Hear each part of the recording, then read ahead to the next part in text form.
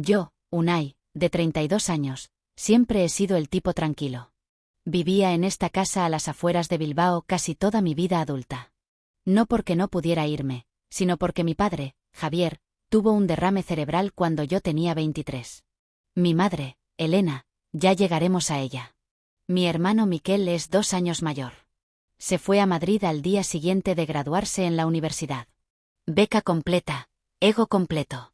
Apenas supimos de él durante años. Ni cumpleaños, ni visitas al hospital, solo el típico mensaje masivo de felices fiestas con una foto de alguna cena carísima. Madi, su esposa, es el tipo de mujer que se presenta con su puesto de trabajo. Consultora de marketing digital. Cada frase suena como un eslogan. Se casó con Miquel hace 2 años. No me invitaron a la boda. Y mi madre, Elena, es complicada. Antes era de las que planchaba las sábanas y conocía a todos los vecinos. Pero en algún momento entre la enfermedad de mi padre y los ascensos de Miquel, se cansó del esfuerzo, de la empatía, de mí. Esa tarde, habíamos regresado del funeral de mi padre. Yo había elegido el ataúd. Yo había coordinado las flores. Yo había impreso sus fotos, las había puesto en paneles. Yo había escrito el obituario. Yo lo había vestido. Miquel llegó tarde, por supuesto, con Madi en zapatillas deportivas blancas y un pañuelo llamativo. Me dio uno de esos abrazos de 2 segundos que los hombres usan para evitar cualquier emoción real. Luego fue directo a la nevera. Y ahora estábamos aquí. Se reían. Servían vino. Hablaban de despejar espacio. Mi madre se bajó las mangas del suéter sobre las manos. No me dijo nada hasta que lo hizo. Unai, dijo en voz baja. Tal vez sea hora de que busques un lugar propio. Ya has hecho suficiente aquí. Y Miquel y Madi necesitan espacio para crecer. La miré y juraría que por un segundo pareció aliviada. No planeaba quedarme. No al principio. Cuando mi padre tuvo el derrame cerebral, yo estaba en mi último año en la Universidad de Deusto. Acababa de aceptar una oferta de una empresa de diseño en Barcelona. De esos lugares donde vives en la oficina y mueres con un título. Estaba asustado, pero orgulloso. Entonces llegó la llamada. Lo encontraron en el suelo de la cocina. Había intentado hacer café. Media taza todavía estaba en el microondas. Volé a casa esa noche. La oferta de trabajo quedó en suspenso. Les dije que empezaría un poco más tarde de lo esperado. Eso fue hace 9 años. El médico dijo que la recuperación sería lenta, pero posible con ayuda. Necesitaba a alguien que controlara sus medicamentos, lo llevara a rehabilitación, gestionara citas, preparara comidas.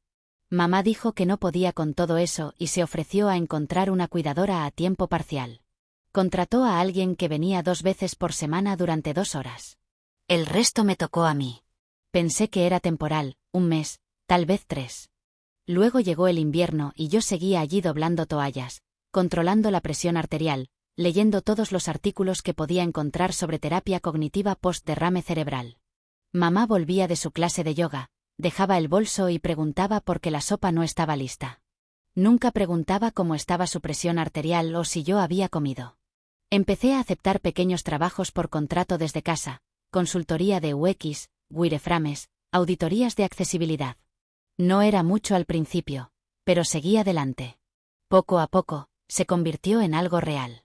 Cuando tenía 27 años, tenía suficientes clientes como para registrar mi propia agencia, Ibai Diseinuak.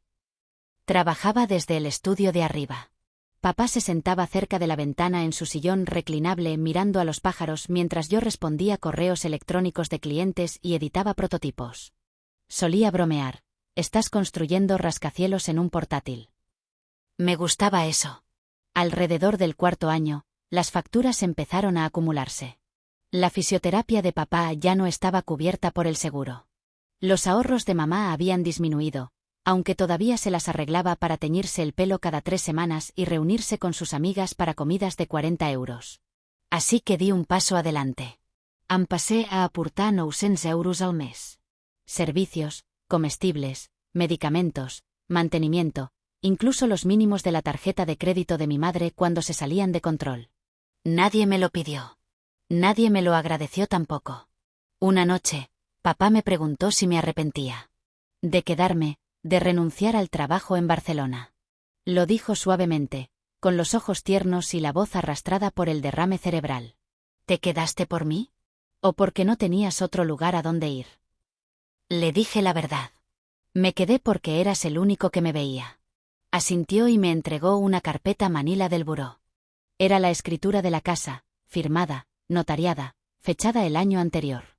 No quería que Miquel la tuviera, dijo en voz baja. Él se fue. Tú no. Nunca se lo conté a mi madre, ni a Miquel, ni a nadie. Se sentía privado, no como un secreto, sino como algo demasiado tierno para hablar en voz alta. Y además, pensé que tal vez algún día verían los años que había invertido en este lugar, los años tranquilos, los de los horarios de medicación, las bañeras limpiadas con vinagre, los impuestos presentados a las 2 de la madrugada, pero no lo hicieron. Solo me veían todavía viviendo aquí, como si nunca me hubiera ido. ¿Me habrían mirado diferente si alguna vez me hubieran mirado de verdad? La última vez que vi a Miquel antes del funeral, papá todavía caminaba por su cuenta. Era el día de Santo Tomás, tal vez hace 6 años. Había volado por 48 horas, trajo una botella de vino caro y una novia cuyo nombre había olvidado. Sonrió durante la cena, miró su teléfono durante la sobremesa y se fue antes de que termináramos el postre. No llamó cuando papá tuvo su segundo derrame cerebral. No apareció cuando papá perdió la capacidad de hablar. Y cuando envié un mensaje grupal hace 3 años, papá está en el hospital. Es grave, Miquel respondió con un emoji de pulgar hacia arriba. Eso fue todo. Pero 3 meses antes del funeral, llamó, no para preguntar por papá, ni para saber cómo estaba mamá, ni siquiera para saludar. Oye, dijo, Madí y yo vamos a hacer esta boda en una villa en Italia. Todo está saliendo bien. Super elegante. Estábamos pensando si papá podría ayudarnos con, no sé, 75, tal vez 80,000 euros. Lo tenía en el altavoz. Miré a papá sentado en silencio en su sillón reclinable, el lado izquierdo de su rostro caído, los ojos cansados, pero todavía siguiendo la luz del sol a través de la ventana. No respondí. Mamá sí. Se apoyó en la encimera de la cocina, girando un anillo de oro alrededor de su dedo. Se va a casa, Unai, susurró. Es algo importante. Podría ser, ya sabes, un nuevo comienzo. Nietos, una razón para volver a casa. La miré fijamente. No había dicho nietos cuando me perdí 3 cumpleaños para llevar a papá a rehabilitación. No había dicho nuevo comienzo cuando lancé mi agencia desde el pasillo de arriba. Solo ahora, para Miquel. Más tarde esa noche, papá me preguntó si Miquel iba a volver a casa. Siempre ha sido encantador, dijo con las palabras lentas y espesas. Pero el encanto solo te lleva hasta cierto punto. Sonreí, pero por dentro algo se rompió. Miquel siempre había sido fácil. Equipo estatal de natación, ofertas de trabajo en las mejores empresas antes de la graduación. Él era de quien la gente preguntaba: ¿cómo está tu hermano? Nunca, ¿cómo estás tú? No creo que mamá quisiera hacerlo tan obvio. Pero cuando empezó a guardar recortes de lugares para bodas, cuando mencionó casualmente ayudarles a establecerse, supe que le iba a dar algo. Dinero. La casa. No estaba seguro, pero ya había tomado la decisión. Su hijo había vuelto y yo era lo que siempre había sido. 3 semanas antes de que papá muriera, llegó una carta dirigida al señor y la señora Miquel Pierce. Madí había adoptado su apellido antes de que la boda siquiera sucediera. Dentro había un folleto para un paquete de luna de miel en Bali. Reservado, pagado, no reembolsable. La misma semana, la presión arterial de papá se disparó y tuve que cancelar 3 reuniones con clientes para llevarlo a urgencias. Miquel no lo sabía. No preguntó. Solo envió una foto de la villa con un pie de foto, con muchas ganas de volver a casa pronto. Espero que siga en pie. LOL. Estaba en pie porque yo todavía lo sostenía. El velatorio se celebró en nuestro salón. Papá no quería nada elegante. Ni iglesia, ni procesión, solo historias de personas y Sinatra en el estéreo. Así que eso fue lo que le di. Pasé la noche anterior planchando los manteles, imprimiendo fotos antiguas, arreglando flores en el jarrón que solía tirar cada Navidad. Al mediodía, la casa estaba llena. Vecinos, antiguos compañeros de trabajo, el farmacéutico que solía darnos descuentos. Incluso el señor Leven, de la calle de abajo, que no había hablado con nadie desde que murió su perro, apareció con un plato de ensalada de huevo. Todos tenían una historia sobre papá. La mayoría eran sobre lo amable que era. Algunas eran divertidas. Una me hizo llorar. Miquel llegó 1 hora tarde. Maddie entró primero, con un vestido cruzado color crema y tacones de cuña. Miquel le siguió con un traje azul marino que parecía que nunca había sido abotonado. Saludaron con la mano, besaron mejillas, sonrieron como si fuera una recaudación de fondos. Entonces Maddie dijo lo suficientemente alto para que se oyera en el vestíbulo: ¿Cuándo es la lectura del testamento? La habitación se quedó en silencio. La miré. Se encogió de hombros. Lo siento, solo que con todo lo que está pasando, sería útil saber qué hay. Mamá no se inmutó. De hecho, sonrió. Oh, estoy segura de que todo se resolverá, dijo, luego me miró de reojo. Unai ha estado aquí un tiempo. Estoy segura de que entiende que es hora de seguir adelante. ¿Seguir adelante? Como si la muerte de papá fuera una formalidad. Miquel se sirvió del plato de charcutería que había preparado 2 horas antes. Comió inclinado, dejando caer migas en la encimera. Entonces dijo: el lugar se ve bien, Unai. Has hecho tu parte. Ahora nosotros nos encargaremos de aquí. Nosotros. Maddie vagó hacia la chimenea, pasó los dedos por la repisa como si estuviera inspeccionando una suite de hotel. Me encantaría rehacer esta pared, tal vez derribarla, abrir el espacio. No hablé. No podía. Solo miré a mi madre sentada en el sillón reclinable de papá. No parpadeó. No me defendió, ni siquiera reconoció que estaba en la habitación. Algunos invitados empezaron a irse temprano. El señor Leven me dio una palmadita suave en el hombro. El farmacéutico susurró: hiciste un trabajo hermoso. Y yo me quedé allí, rodeado de flores y canapés y el ligero aroma del aftershave de papá en el sillón. Mientras mi hermano y su esposa destrozaban la casa que yo había mantenido viva, yo recogí los platos. No se dieron cuenta. Maddie sirvió más vino. Miquel se reía de algo en su teléfono. Mamá no dijo nada. Esa noche, hicieron una fiesta. No una de verdad. Sin invitaciones ni serpentinas, pero del tipo de reunión donde la gente que se ríe olvida porque se supone que deben estar en silencio. Había cajas de comida para llevar apiladas en la encimera de la cocina. Sushi, de lujo, del tipo que mamá solía decir que era demasiado caro para nuestro presupuesto. Ahora estaba bebiendo vino blanco con Maddie, riendo tontamente sobre los colores de la boda. Miquel se sentó en el brazo del sofá, mirando alquileres de vacaciones en su iPad. Pasé por el salón con una bolsa de basura en la mano. Nadie levantó la vista. Oye, Unai, dijo Miquel, sin mirar. ¿Te importaría traer más bebidas y tal vez algunos aperitivos? Maddie se está muriendo de hambre. Maddie no lo negó. Solo sonrió con suficiencia. Me quedé allí por un momento, luego me dirigí hacia el pasillo, subí las escaleras, cerré la puerta. No lloré. Ni siquiera hablé. Simplemente abrí mi portátil, inicié sesión en el portal en línea de mi banco y empecé a hacer clic. Cancelar el pago automático de la luz, cancelar el servicio de Internet, pausar la entrega de comestibles, desvincular mi tarjeta de la cuenta de Amazon de mamá, desactivar la cuenta de gastos domésticos que había creado hace 3 años cuando mamá olvidó cómo pagar la factura del agua a tiempo. Cada clic se sentía como una puntada que se quitaba con cuidado, deliberadamente, sin anestesia. A las 7:42 de la mañana siguiente, las luces de la casa se apagaron. A las 7:45, oí el inconfundible sonido de los tacones de mi madre resonando por el pasillo. Unai, ¿se fue la luz? ¿Qué está pasando? Estaba cargando mi teléfono. No respondí. Siguió hablando, y el wifi no funciona. Llamaste a alguien. Me giré para enfrentarla desde lo alto de las escaleras. No, lo cancelé. Parpadeó. ¿Qué quieres decir con que lo cancelaste? Me pediste que me fuera, así que he dejado de pagar por todo.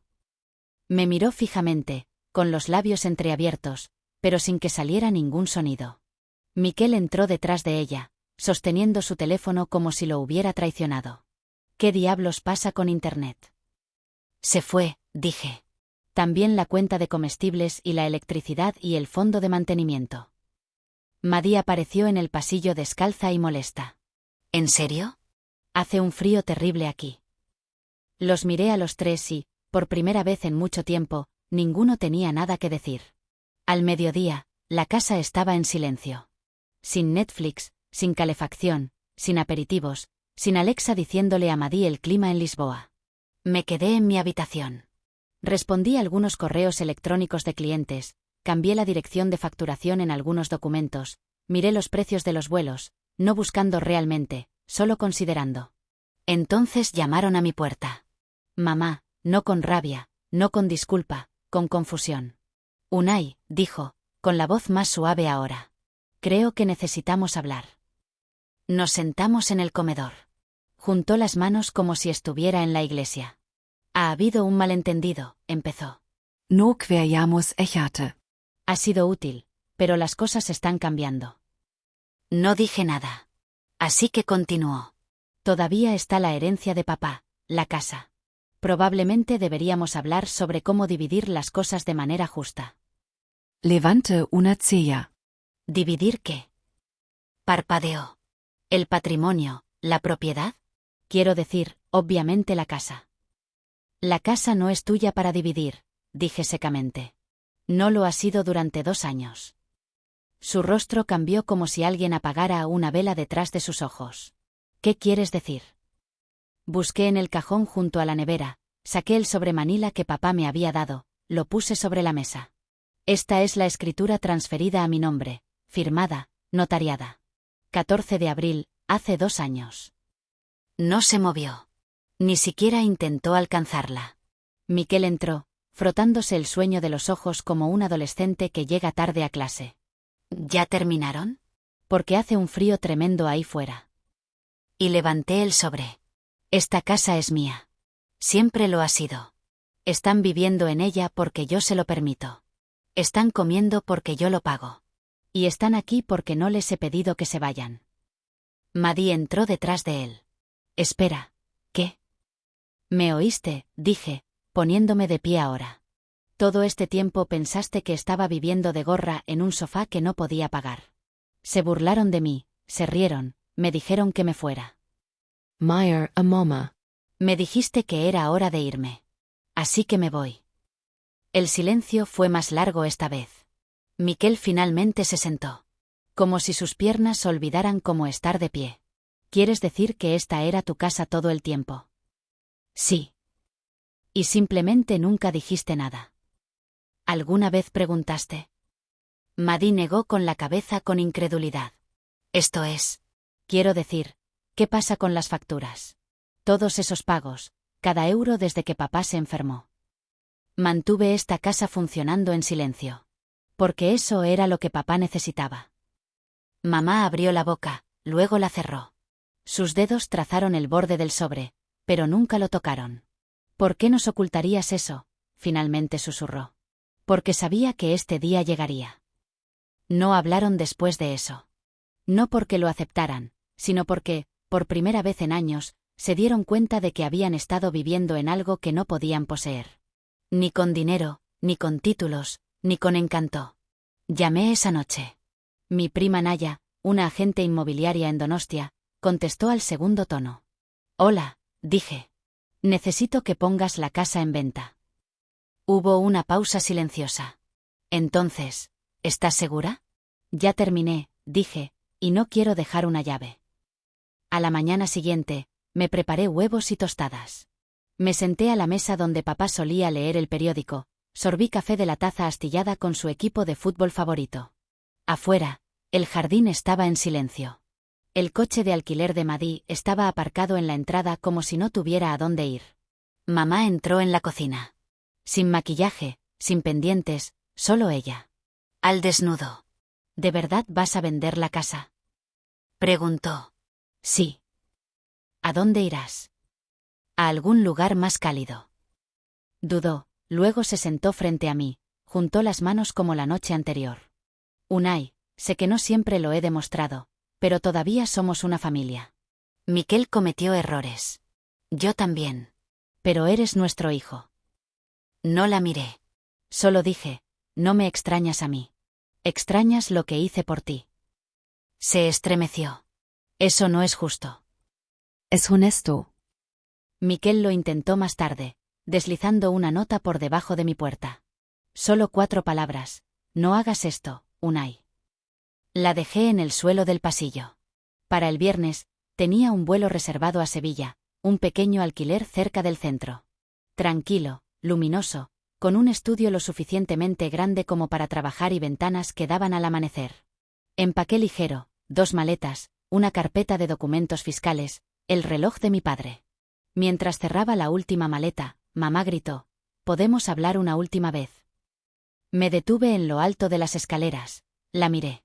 No estaba llorando. No estaba rogando, solo observándome. La miré a los ojos. «No me perdiste», dije. «Me regalaste una y otra vez». Simplemente finalmente dejé de regresar. Y entonces pasé a su lado. La puerta no se cerró de golpe. Simplemente se cerró. 3 meses después, la casa se vendió. Precio total de venta. Sin contingencias. Cerró en 12 días. Naya dijo que era una de las transacciones más fluidas que había manejado. Le dije que tenía sentido. La parte más difícil ya había pasado. No le dije a nadie a dónde iba. No oficialmente, pero sabía que eventualmente lo descubrirían. Miquel buscaría los registros de bienes raíces en Google. Mama Lemeria Anaria. Madí revisaría mi LinkedIn en busca de pistas. Que lo hagan. Para cuando unieran los puntos, ya estaría a medio camino a través del país. Sevilla era más cálida de lo que esperaba. Del tipo de calor que se asienta en los huesos, no solo en la piel. Encontré una casa pequeña cerca. Tenía azulejos desteñidos por el sol y no había lavavajillas. No me importó. Compré un cactus. Colgué la vieja gorra de béisbol de papá en el pomo de la puerta. Empecé cada mañana con café y silencio.